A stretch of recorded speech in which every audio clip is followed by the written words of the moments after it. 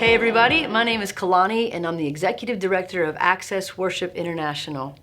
Today I want to talk to all of you worship leaders and worship team vocalists out there. I'm going to give you 3 practical ways to eliminate vocal strain, as well as ways to practice in order to experience breakthrough in your voice. Access Worship International has been developing a growing online resource center, and one of our online courses is called Vocal Training for Worship Teams. This fantastic 4-week online course covers a wide spectrum of vocal topics, everything from breathing and vocal exercises to how to develop your ear for hearing and singing harmony parts, how to blend, how to create background vocal harmony arrangements, how to choose the right key to sing a song in, and so much more. We also include studio demos, vocal warm-ups that you can practice with, and creative activations. You can go through the course at your own pace, and once you purchase the course, it's yours forever. I want to encourage you to visit our website, check out this online course, register, and dive in with all your might. Okay, so let's get started. The first practical way to eliminate vocal strain is eliminating tension in the body. When we sing, we don't want to be carrying any tension in our body. And some common places where we might feel tension are in the neck, shoulders, the jaw, and even the tongue. So how do we eliminate that before we start singing? I'm going to give you a couple things to start trying out. The first thing's real simple. Yawn. Let's do a fake yawn. All right, as you do that, pay attention to that stretching sensation inside the throat as the airway and the throat space completely release. Yawning naturally helps the larynx to relax and settle down to where it needs to be. The larynx is where your vocal cords are housed, okay? And the easy way to find it, it's really easy for the guys because it's your Adam's apple area, but if you just take your finger and trace it back like this until you feel that bump right there, that is your larynx. So when you yawn, see how far down it drops? It naturally drops down. So yawning helps the larynx to settle to where it needs to be. Vocal strain comes into the picture when the larynx is too high. All right, like if you're going, I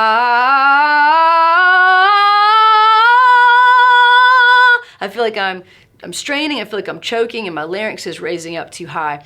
Now another good sound to make besides just a yawn is to go like this. Like you're just relaxing. So before you start singing, try a couple of those sounds. Try doing some yawns and do that ah sound, okay? The next thing is lip rolls, or some people call these lip bubbles, lip trills. It's all basically the same thing. It's this. And if you have trouble with that sound, you can always kind of use your fingers to lift gently right here, or use both hands. And that tends to help some people with that sound. If you still can't do it, an alternative sound that you can make is like a V sound like this. All right, but I'm going to demonstrate with these lip rolls. We're going to start by using our speaking range, and we're going to just do some lip rolls and gently roll our neck side to side as we do them, like this.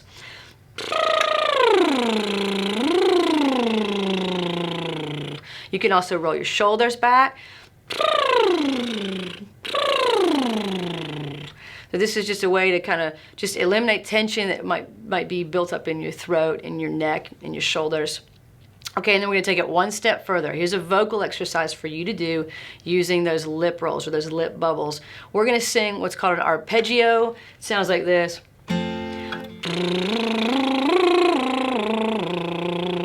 All right, so for me as a female, I usually start in F and work my way up.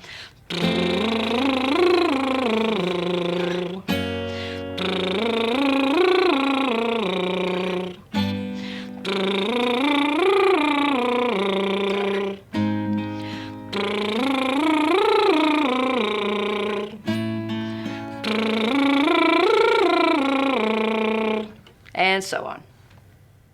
Okay, now on to the number 2 way to eliminate vocal strain. Number 2 is engaging the pharyngeal sound in the mix.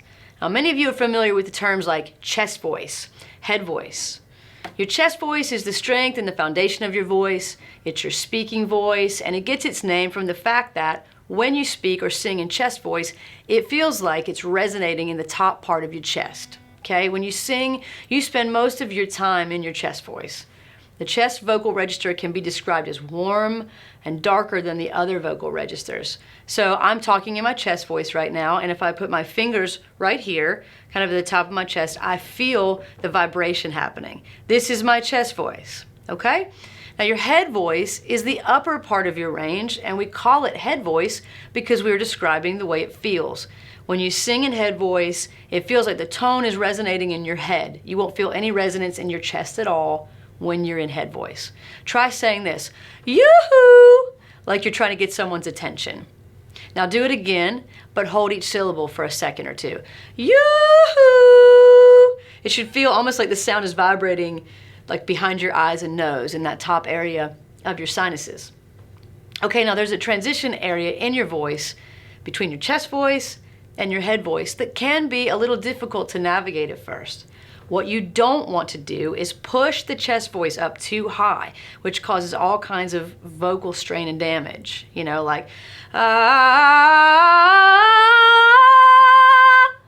it feels awful, actually. It feels really tight, and I can tell I'm straining.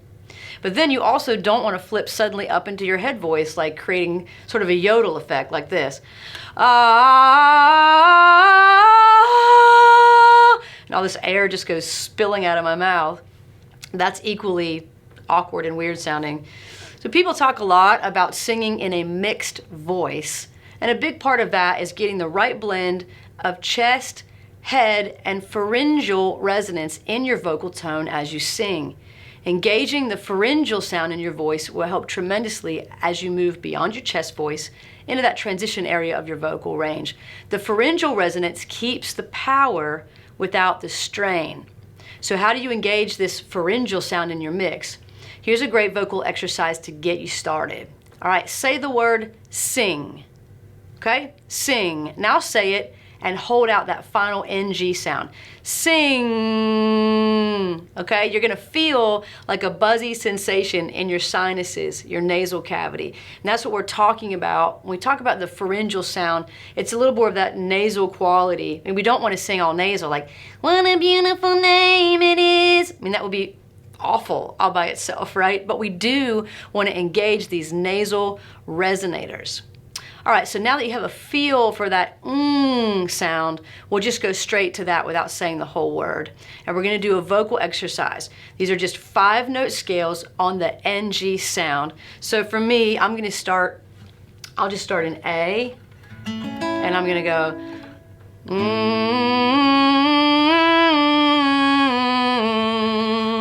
up to B flat,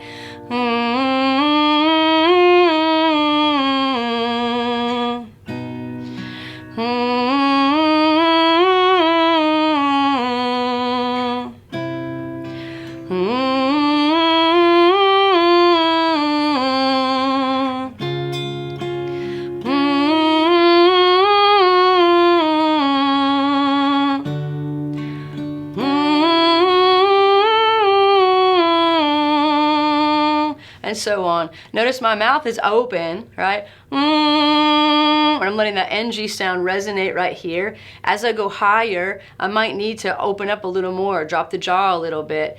And you can do this exercise on that arpeggio pattern that I showed you earlier, like all